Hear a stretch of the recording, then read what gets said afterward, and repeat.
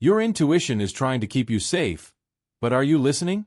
In The Gift of Fear, security specialist Gavin de Becker contends that violence is a normal part of human nature, not an abnormality, and that we often misunderstand and fail to protect ourselves from it. He asserts that we all possess the innate ability to detect warning signs of danger before it happens, known as our intuition. However, we often ignore intuition in favor of logic, which leaves us more vulnerable to dangers. By learning to identify warning signs and trust your intuition, you can better manage your safety and be more prepared for dangerous situations. De Becker is an expert in predicting and managing violence, having provided threat assessment services to top government agencies, corporations, and celebrities. He is also the founder of Gavin de Becker and Associates, a security and consulting firm dedicated to threat assessment and management. His experiences with violence at a young age laid the groundwork for his creation of Mosaic, a threat assessment tool used by various law enforcement agencies and universities. In this guide, we'll first discuss the predictability of violence and some common misconceptions about it. Next, we'll look into the importance of trusting your intuition and explore de Becker's methods for predicting violence. We'll then discuss strategies for preventing and responding to different forms of violence, such as workplace, domestic, and youth violence. Along the way, we'll provide scientific research on violence, fear, and intuition, as well as additional safety tips to consider alongside de Becker's strategies. Understanding violence. To be able to predict and protect yourself from violence, you must first understand it. De Becker writes that there are several misconceptions about violence that make you more vulnerable to it. Short-form note: de Becker doesn't directly specify what kind of violence he covers in the book, but his ideas mainly focus on physical violence, someone wanting to cause you physical harm. The misconceptions about violence. The first misconception is we often assume we can rely entirely on others, like law enforcement, to keep us safe. However, de Becker argues that your safety is your responsibility. Relying solely on others to protect you from danger gives you a false sense of security and increases your risk of becoming a victim of violence. Short-form note: many self-defense experts suggest you take charge of your own protection by developing situational awareness. One technique is a color-coded system that categorizes different levels of alertness, from white, completely unaware, to red, fight mode. They recommend you try to stay in yellow most of the time when in public, relaxed but observant of your surroundings. If you spot something suspicious, you'll move to orange, where you assess the situation more closely and prepare to act if needed. The second misconception is we tend to believe that violence only happens to other people. However, de Becker contends that no matter how unpleasant it is to think about, you must acknowledge that violence is common and can happen to anyone. Denying this possibility hinders your ability to prepare for it. Short-form note: this can be a common misconception because your brain is naturally wired to be optimistic, to believe that bad things are less likely to happen to you than to others. Psychologists believe this optimism bias evolved to help you cope with life's uncertainties. If you believe good things will happen and that you can achieve success, you're more driven to pursue your goals. However, it can also make you feel too safe, leading to poor choices about your personal safety. For example, you might skip important health checkups or take risks like walking alone in dangerous areas at night. The third misconception is we mistakenly believe that violence is random, impossible to understand, and therefore unpredictable. De Becker explains that violence often seems unpredictable because we lack information about why it occurred. For example, when we're not aware of a perpetrator's history of violence and abuse, we assume by default that the violence came out of nowhere. The media often exacerbates this misconception, describing violent acts as senseless, and portraying the perpetrators as quiet, normal individuals. However, de Becker argues that violence is predictable because it's part of human nature, not an exception from it. People's actions, including violence, are driven by basic needs we all share, such as seeking connection and avoiding pain. Though most find non-violent ways to meet their needs, with the right mix of variables, everyone can be motivated to act violently. Thus, de Becker argues that for those who do turn to violence, their actions aren't random or senseless. They have a reason and meaning for the person carrying them out, and understanding this can help you better predict and avoid violence. Short-form note: in 6-Minute X-Ray, Chase Hughes goes into more detail about the basic needs that de Becker mentions. Hughes says that all humans have 6 social needs that drive their actions. The need to feel important, the need for approval, the need for acceptance, the need to be seen as intelligent, the need to be pitied, and the need to be seen as powerful. It's possible that if these needs aren't met through positive means, some individuals might resort to violence as a way to fulfill them. How natural is violence in humans? There's ongoing debate among researchers about whether humans are inherently violent. Some scientists point to physical traits, like our ability to form a fist for punching, a form of aggression not seen in other primates, as evidence that humans evolved for aggressive behavior. However, others contend that violence is mainly a cultural phenomenon, not an innate biological tendency. They argue that while humans have the potential for violence, we aren't inherently predisposed to it, and that we can limit violent behavior through reason, empathy, and social networks. The authors of Virtuous Violence agree with de Becker's claim that most violence isn't senseless. They argue that it's often driven by a sense of moral righteousness. People usually don't just make excuses for violence after they commit it. They genuinely believe it's the right thing to do in the moment, whether it's to protect their family, defend their honor, or uphold their cultural values. In fact, in many cultures, certain forms of violence are seen as not just acceptable, but sometimes even necessary or praiseworthy. The power of your intuition. Imagine you're walking along a forest trail at night. Suddenly, you get a feeling that you should turn back. This feeling is your intuition. Although you can't consciously explain why, your subconscious has picked up on signals that have made you uneasy, like the sound of sticks cracking or shifting shadows in the trees. De Becker argues that to predict danger and violence, you must learn to listen to your intuition. He explains that your intuition is a powerful survival tool honed by millions of years of evolution. You've been biologically programmed to detect signs of danger and to avoid it. It's the very instinct that allowed your ancestors to avoid threats. However, de Becker writes that we often block our intuition from doing its job. Many of us are reluctant to follow our intuition because we rely too heavily on logic. When we experience a gut feeling, like sudden unease or fear, we rush to find reasons to discredit it. For example, you might ignore a gut feeling telling you to leave a date early because you don't want to be rude, dismissing the feeling as just nerves. De Becker contends that putting logic before intuition prevents you from recognizing danger. He suggests 2 reasons you should always trust your intuition. First, gut feelings don't appear without a reason. They're always triggered by something happening around you. Second, the sole purpose of your intuition is to protect you, so listening to it is rarely a bad idea. For these reasons, de Becker urges you to honor your intuition at all times.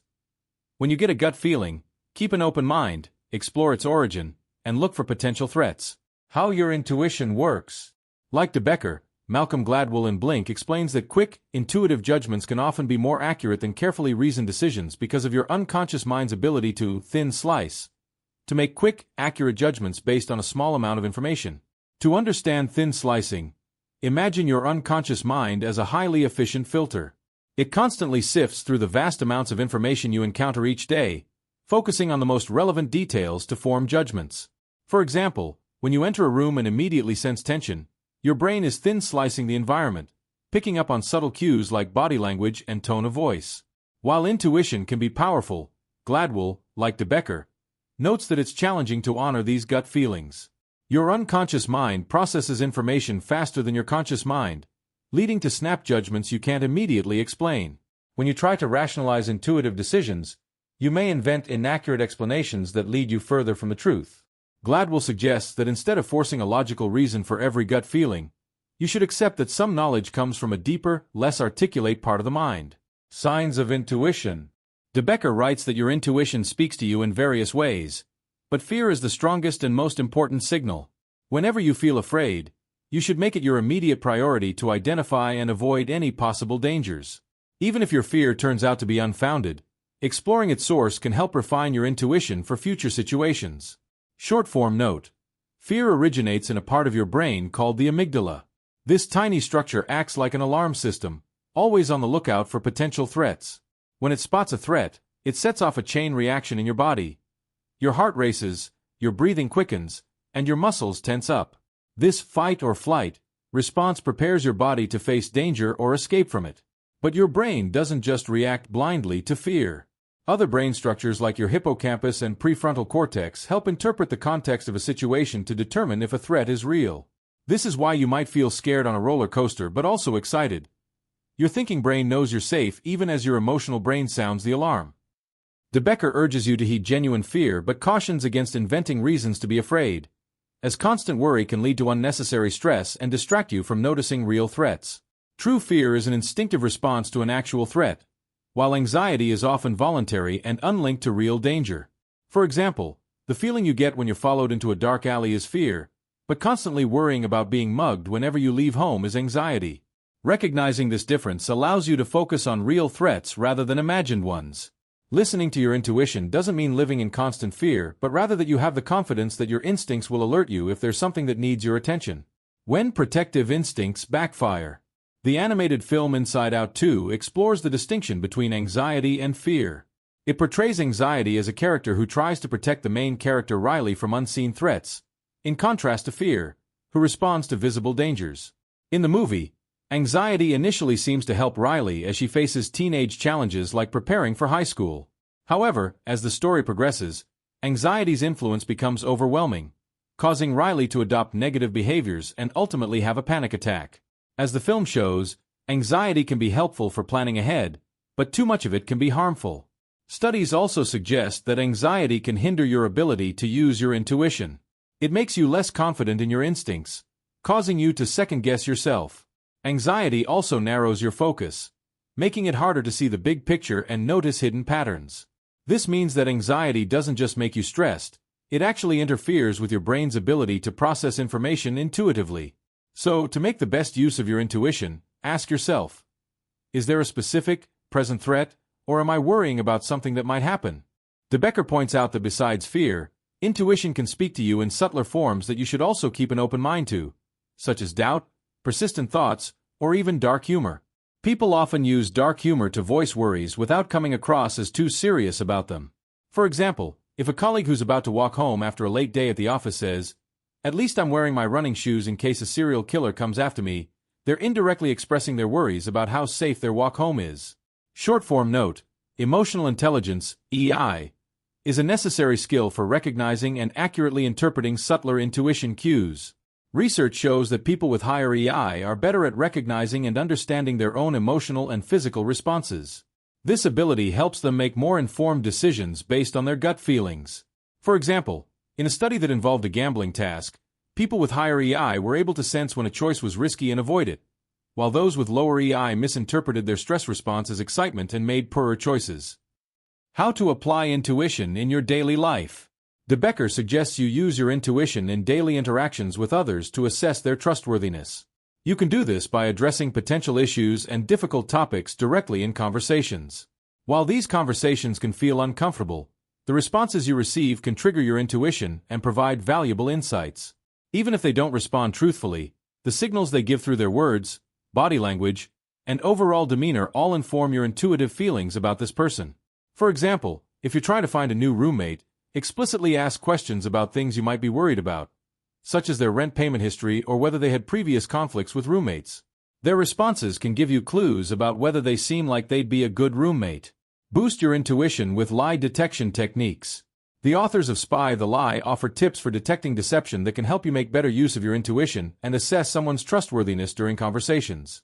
First, make your questions count by keeping them relevant, short, and loaded. Relevant questions help you stay focused on your goal of assessing trustworthiness. Short questions encourage quick, instinctive responses that may reveal inconsistencies. And loaded questions like, "What did you do while I was gone?" imply you have some knowledge of the situation, making it harder for the person to come up with a believable answer. Then, after asking a question, the authors suggest following the 5-second rule. Pay close attention to the person's reactions within the first 5 seconds after you ask a question. In this brief window, people are more likely to show signs of dishonesty because they haven't had time to think of a convincing lie. Look for clusters of verbal and nonverbal cues, such as stuttering, fidgeting, or avoiding eye contact. If you notice 2 or more of these signs in those first few seconds, it might indicate the person is being dishonest. Methods for predicting and assessing violence. Now that we've broken down the common misconceptions about violence and discussed the importance of trusting your intuition, let's discuss several methods for predicting, assessing, and responding to violence. Warning signs of violence.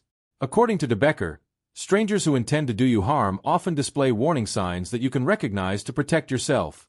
While these warning signs don't guarantee that someone has bad intentions, be cautious if a person exhibits any of the following 7 behaviors. 1. Creating common ground. People with bad intentions may try to create a shared experience with you to gain your trust. They'll often use the word "we" to suggest that you're in the same situation together.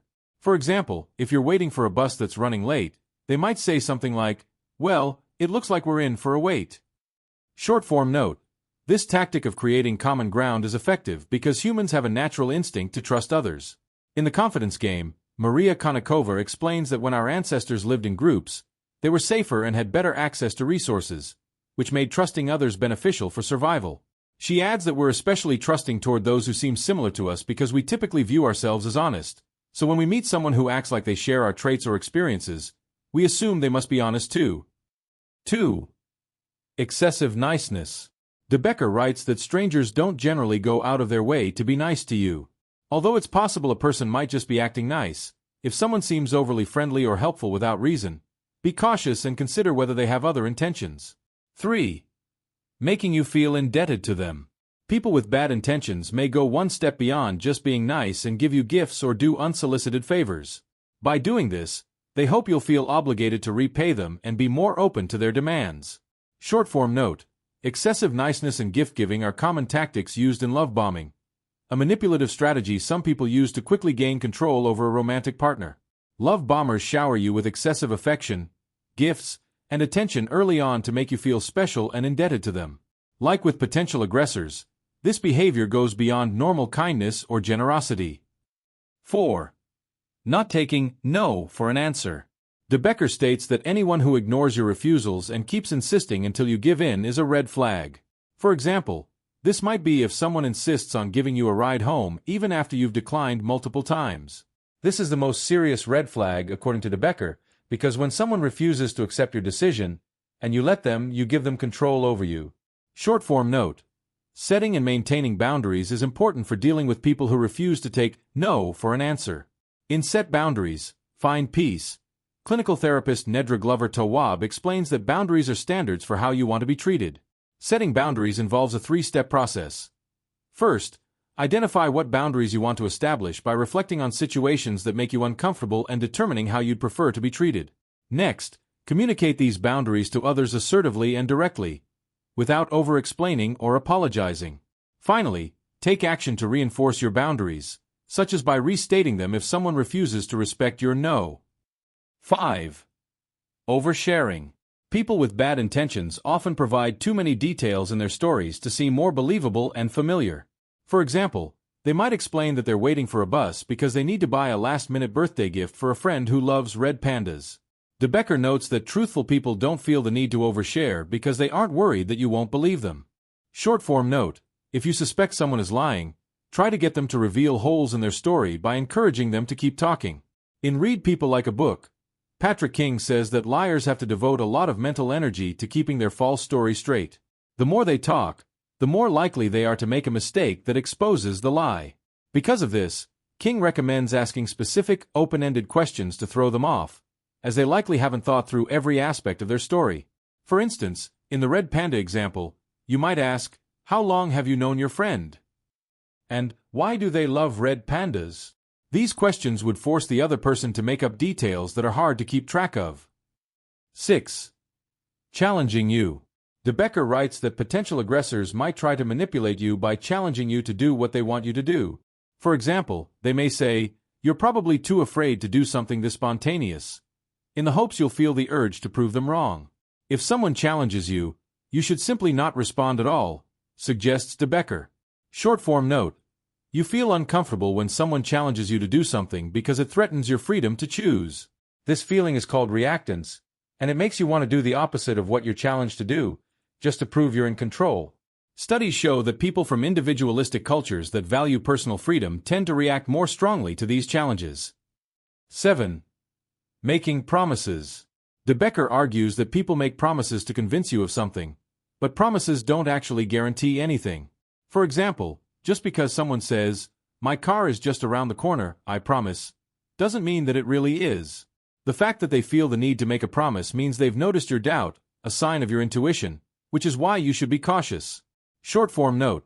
This behavior is similar to a manipulative tactic called future faking, when someone makes grand promises about the future to manipulate you in the present.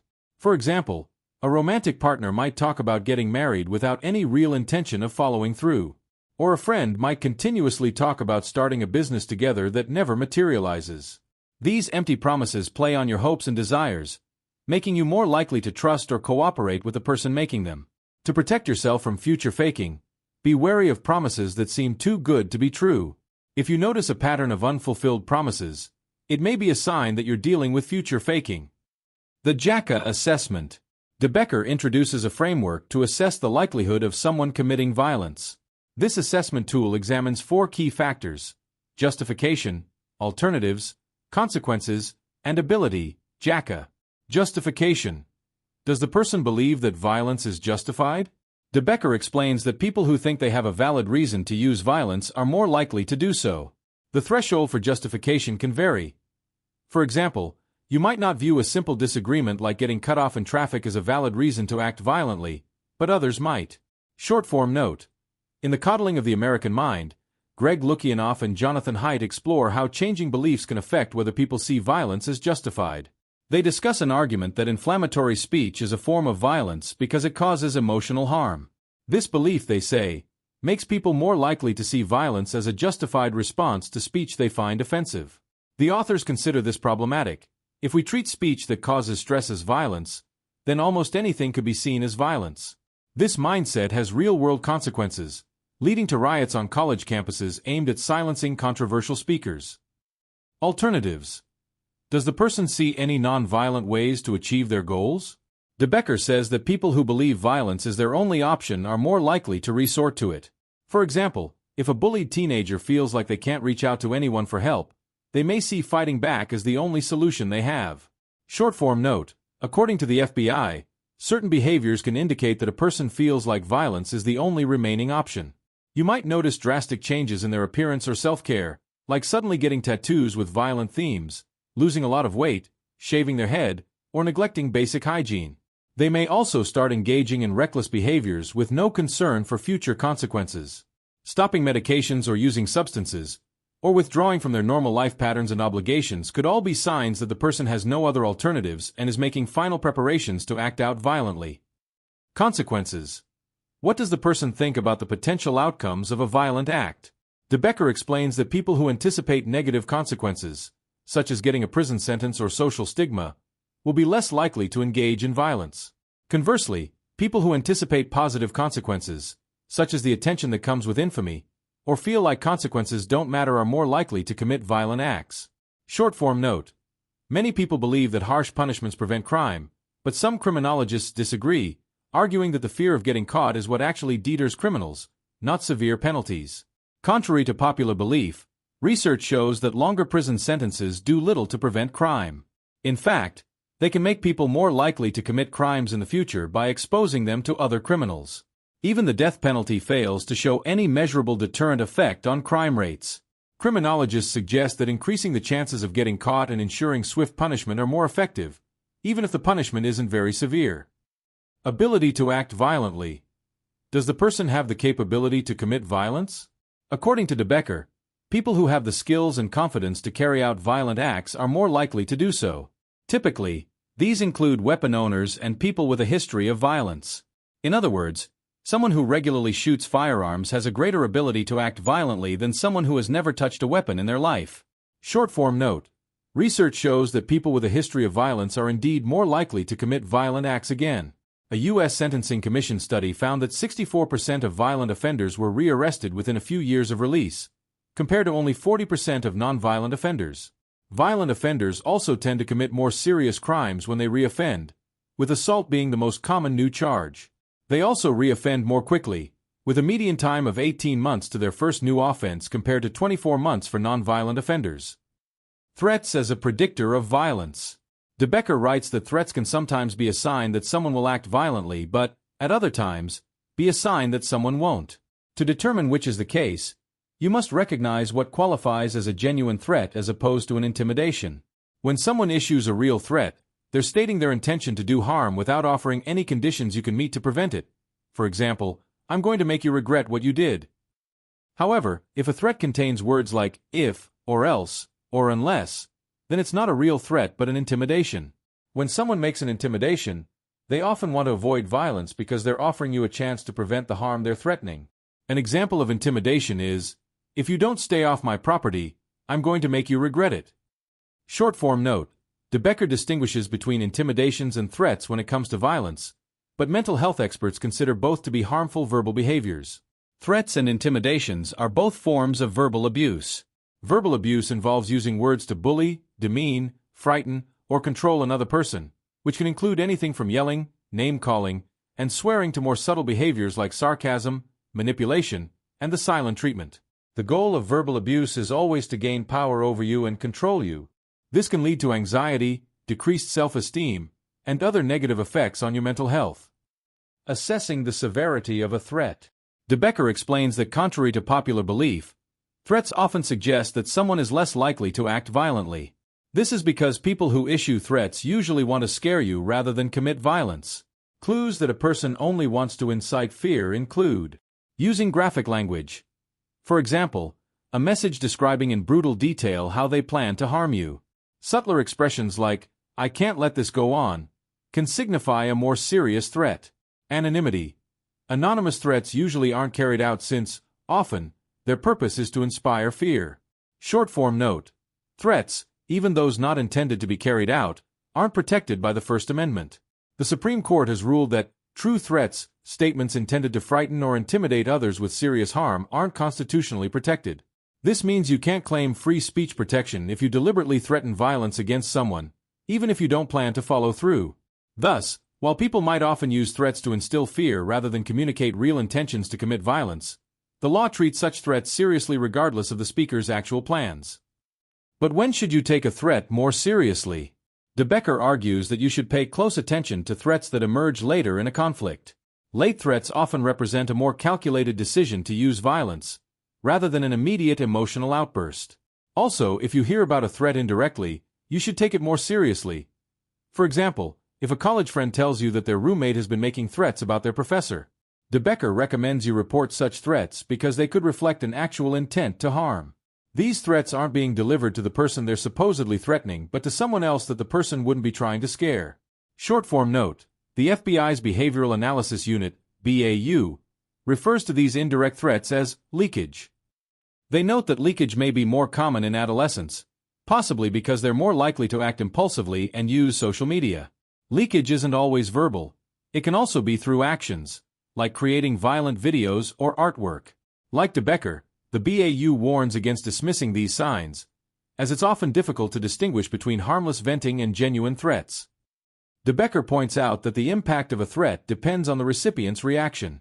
So if someone threatens you, avoid showing fear, as doing so can give more confidence to the person making the threat. Instead, calmly assess the situation, ask yourself whether you're in immediate danger, and act accordingly.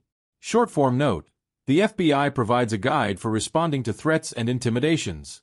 When faced with a physical threat, they recommend 3 options: run, hide, or fight as a last resort. For verbal threats, they advise recording the exact words and details about the person making the threat. If you receive a phone threat, try to keep the caller on the line and collect as much information as possible. For electronic threats, preserve the message and notify law enforcement immediately. Preventing and responding to different forms of violence.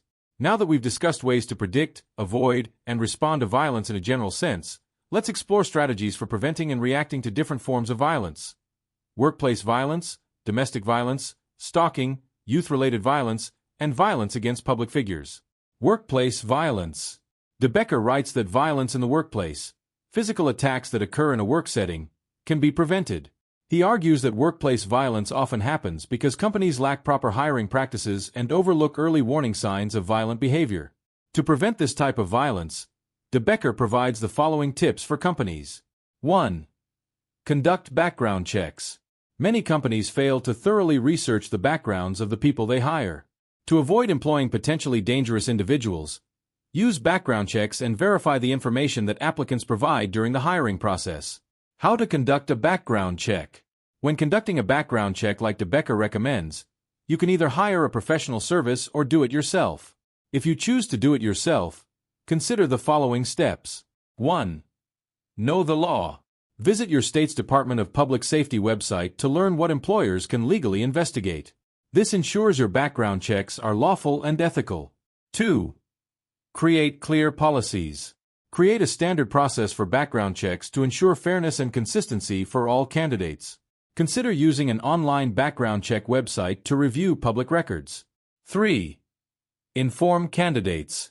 The Fair Credit Reporting Act, FCRA, requires that you tell applicants you'll be conducting a background check, so get the candidate's signed permission as part of your application process. 2. Be responsive to warning signs. Companies must identify high-risk employees early and address their issues through counseling or termination. De Becker suggests that businesses create an environment where employees feel comfortable reporting concerning behavior. Short-form note: many workplace safety experts recommend creating a safe reporting culture. They recommend you provide multiple ways for employees to report issues, such as online forms, email, phone, or in person. The more options you give, the more likely people will be to speak up when they notice red flags. Creating a safe reporting culture allows companies to address problems early and take appropriate action to foster a safer work environment, like providing counseling or terminating the employee. Intimate partner homicides. De Becker shares insights on how to predict and prevent the most severe outcome of domestic violence: intimate partner homicide. He argues that most intimate partner homicides are predictable. He writes that these killings rarely occur during heated arguments. Instead, they frequently happen after the victim has left the relationship, often following long periods of stalking by the perpetrator. Short-form note: statistics support De Becker's claims about intimate partner homicides. According to the Centers for Disease Control and Prevention, CDC, nearly half of female homicide victims are killed by a current or former male intimate partner. The CDC also reports that about 1 in 10 victims of intimate partner homicides experience some form of violence in the month before their deaths. De Becker argues that seeking refuge in a shelter can be safer than relying on restraining orders for protection. Going to a shelter makes you physically unavailable, allowing you to avoid potential danger, whereas restraining orders don't provide you any real protection from violence. He notes that restraining orders can be useful in cases with no history of violent abuse. However, they can worsen situations in which the abuser has a strong emotional investment in the relationship. They can provoke more violence by angering the person whom the order is issued against. Restraining orders can also create a false sense of safety, causing you to let your guard down. Short-form note: while domestic violence shelters are valuable resources, experts in domestic violence argue that leaving an abusive relationship isn't always the safest or most feasible immediate option, especially without a safety plan. They point out that leaving can sometimes increase the danger for victims, causing the abuser to become more violent and potentially leading to severe harm or even death. In fact, the U.S. Department of Justice reports that 75% of homicide victims in abusive relationships had attempted to leave in the year prior to their death. Stalking. De Becker defines stalking as when someone repeatedly follows, contacts, or observes you against your wishes. He writes that if someone is stalking you, firmly tell them to stop and then cut off all contact. Don't try to negotiate with them or explain your reasoning, as any form of contact, even telling someone you don't want to hear from them anymore, can be seen as encouragement to keep reaching out to you. If you respond after promising to ignore the stalker, they'll think their behavior is effective and continue to harass you. If you've cut off contact and the stalker continues to harass you, De Becker advises you to avoid the temptation to confront them. Even asking someone else to confront the stalker or getting the police involved can escalate the situation, angering the stalker and causing them to harass you even more. Short-form note: after you've cut off contact, it may be helpful to track a stalker's behavior in a stalking log. A detailed record of stalking incidents provides evidence and helps you remember specific events if you need to involve the legal system. Your stalking log should include details of each incident, like harassing calls, messages, or encounters. If you report these incidents, note down who you spoke to and their identification details. Youth violence. De Becker writes that youth violence, which can include assault, murder, and even mass shootings, can be prevented. De Becker argues that there are numerous warning signs that might suggest a child's inclination toward violence: an unusual attraction to weapons and brutal behavior, persistent anger, an obsession with media, and exposure to alcohol and drugs, to name a few. Often, youth at risk for violence are also missing important skills like self-motivation and emotional regulation. Some people question whether violence in the media, like in video games and movies, could incite aggressive behavior in children. While the content of such media matters, De Becker argues that the real problem lies in the hours spent interacting with them, which often take away from valuable human connections. Real human connections help children develop empathy, communication skills, and emotional regulation. Without enough time spent interacting with others, children may never fully develop these skills. Short-form note. Other experts argue that violent media may not directly cause violence, but it can be a contributing factor. They acknowledge that consuming violent media won't automatically make you violent, especially if you have a stable home life, good mental health, and a network of friends. But studies show that heavy exposure to media violence does increase aggressive thoughts, angry feelings, and aggressive behaviors while making people less empathetic and helpful. This suggests that while human connections are crucial, as de Becker suggests, the content of media children are exposed to also matters. Thus, to reduce youth violence, de Becker argues that parents, schools, and society as a whole must treat children with love and kindness and help them feel valued. He advocates instilling a sense of value, purpose, and empathy in them, as doing so makes them less likely to turn to violence. Developing emotional intelligence in children. In Emotional Intelligence, Daniel Goleman argues that early emotional education can prevent future problems, as children with poor emotional skills often struggle with anger, depression, and social isolation. Emotionally intelligent children typically have better relationships, academic performance, and overall health. What parents can do. Goleman says that the family is the first place children learn about emotions, which is why parents must take their child's feelings seriously, use emotional moments as teaching opportunities, and offer positive ways to deal with emotions. He also urges parents to set a positive example by managing their own emotions well. What schools can do. While it may seem outside the scope of academics, cultivating emotional intelligence in the classroom is a worthwhile investment, says Goleman. He proposes integrating emotional skills into existing subjects rather than creating separate courses. For example, an English class could use stories to discuss empathy and self-awareness. Research shows that students receiving this type of education are more responsible, assertive, understanding, and better at resolving conflicts. They also score higher on standardized achievement tests. Public figure attacks. De Becker writes that some people are motivated to attack celebrities as a way to gain fame and recognition.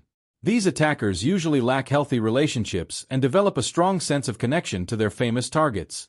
They see attacking a celebrity as a way to link themselves to that celebrity's fame.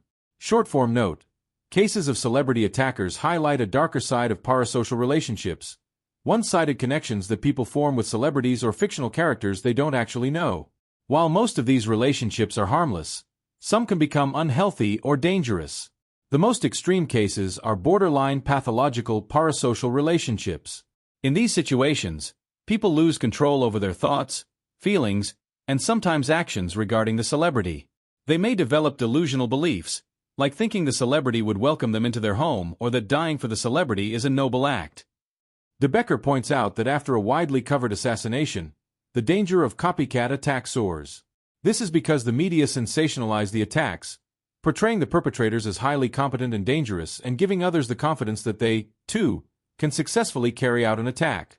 Short-form note. This phenomenon is known as the contagion effect, and it doesn't just apply to assassinations. It also affects suicide rates. When the media extensively covers a celebrity suicide, it can lead to an increase in suicide attempts among vulnerable people. This happens because detailed reporting on suicides can unintentionally glamorize or normalize the act, making it seem like a viable option to those who are already struggling. Like de Becker, suicide prevention experts have found that responsible reporting, which avoids sensationalizing details and includes helpline information, can help mitigate this effect. To deter more attacks, de Becker suggests removing the promise of fame or recognition, as these are significant motives for these crimes. This means the media should portray criminals in a less appealing light, for instance, by using less flattering nicknames instead of sensational nicknames or full names, which tend to glamorize or aggrandize the criminal. Additionally, instead of focusing on the criminal and giving them the attention they seek, the media should focus more on the personnel and strategies in place to prevent such attacks. Short-form note. The FBI agrees with de Becker, explaining that being mindful of the terms and language we use to describe attacks can help deter them. They suggest avoiding terms that project power and sensationalize violence like active shooter and lone wolf. Instead, they recommend using more neutral language like incident instead of attack or offender instead of attacker. The FBI also urges the media to avoid naming the criminals, showing their photos and videos, or doing detailed reporting on their lives and motivations.